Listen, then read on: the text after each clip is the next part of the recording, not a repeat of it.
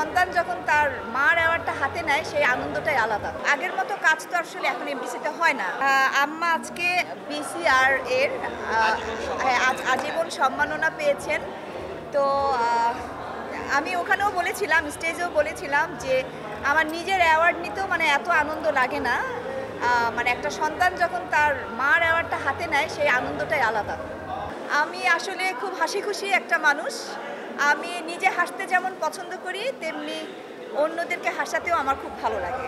আমার কাছে মনে হয়েছে যে আমি শিল্পী সমিতির ক্যাবিনেটে ঢোকার পর থেকে আমার মনে হয়েছে যে এখানে আসলে অনেক শিল্পী আছেন যাদের আসলে অবস্থা তেমন একটা ভালো না।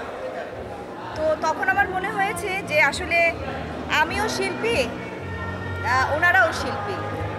তো আমরা কেন তাদের পাশে থাকি না, বা আমরা তো থাকতে ইচ্ছে করলে পারি। এটা আমাদের আসলে একটা দায়বদ্ধতার থেকেই বলবো যে শিল্পী হিসেবেও না, একটা মানুষের পাশে এমনিও আরেকটা মানুষের দাঁড়ানো উচিত যদি তার সামর্থ্য থাকে। আর আমি বরাবরই এরকম, আমি সমাজসেবা বলেন বা আমি মানে যাই বলেন, মানে মানুষের পাশে দাঁড়াতে আমার আসলে ভালো লাগে, মানে আমার সামর্থ্য অনুযায়ী। এখানে বলবো যে সব ক্যামেরা বলেন, তারপরে লাইটের বলেন, মেকআপ বলেন, সবারই কিন্তু একটা সমিতি আছে। হ্যাঁ, তো এই দায়ভারটা আসলে সেই সমিতির উপরেই নির্ভর করে। এইটা নিয়ে আসলে আমরা কাজ করছি, মানে করার একটা চিন্তা ভাবনা আমাদের আছে যে হ্যাঁ, এটা ঠিক যে আগের মতো কাজ তো আসলে এখন এমডিসিতে হয় না। টানা তৃতীয়বার অর্জন করেছে দেশের সেরা সুপার ব্র্যান্ড স্বীকৃতি বসুন্ধরা টিস্যু। বেশিরভাগই ফাঁকা থাকে, তো যে কারণে আমরা মানে আগের দিনগুলো ফিরিয়ে আনার চেষ্টা করছি। আশা রাখি আমাদের যে একটা প্ল্যান আছে সেই প্ল্যানে আমরা মানে আস্তে আস্তে করে যদি এগিয়ে যাই তো অবশ্যই আমরা সাকসেস হব। এবং ভালো ভালো ছবি যেমন নির্মাণ করা প্রয়োজন, তেমনি কিন্তু আমাদের অনেক আর্টিস্টও প্রয়োজন, নতুন নায়ক নায়িকা প্রয়োজন।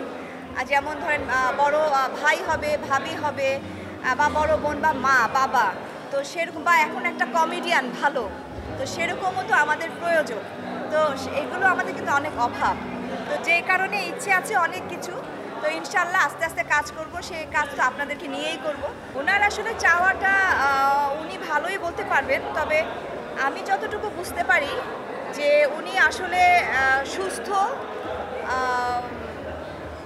ভালো মানের ছবি উনি আশা করেন যে এই ধরনের মানে সুস্থ বিনোদন, সুস্থ সিনেমা এগুলোই হবে, এবং হলে যেন পরিবার নিয়ে সবাই ছবি দেখতে যেতে পারে। আর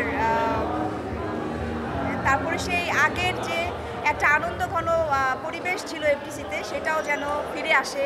এবং আউটডোরে যে একটা আনন্দ হতো আগে, নাকি একটা মানে যেমন আপনাদের মাঝে আর আমাদের মাঝে শিল্পী আর সাংবাদিক একটা বন্ধুত্বের মতো সম্পর্ক ছিল, যে সম্পর্কের মধ্যে কিন্তু ওই সাংবাদিক বা শিল্পী এরকম রিলেশন কিন্তু ওনাদের ছিল না। তো যেই কারণে ওনাদের কাজ করতে অনেক সুবিধা ছিল। এবং যখন আউটডোরে যেত, একটা প্রোডাকশন নিয়ে যখন আউটডোর করা হতো, সেখানে কিন্তু সাংবাদিকরাও যেতেন।